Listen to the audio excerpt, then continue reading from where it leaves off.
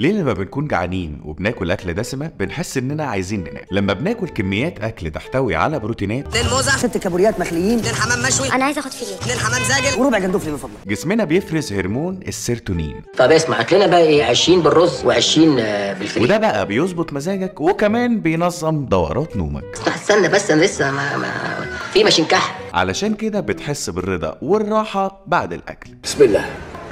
والهرمون ده بيحفز حمض اميني اسمه التربتوفان، وده بقى موجود في الاكل اللي فيه بروتين وكمان اللي فيه كربوهيدرات زي الرز والبطاطس والسمك وكمان منتجات الالبان. فهرمون السيترونين ده بيساعد على امتصاص التربتوفان واللي لسه قايل لك عليه من شويه، وانت لما بتاكل بتزيد نسبه السيترونين في جسمك، وده بقى يا معلم بيظبط مزاجك وبيخليك عايز تنام في نفس الوقت. همبرجر يا عيني يا ليل. شفت بقى الموضوع طلع سهل ازاي؟ فلو انت اول مره تعرف المعلومه دي ما تنساش اللايك. معلومه كده على الماشي في فهمني.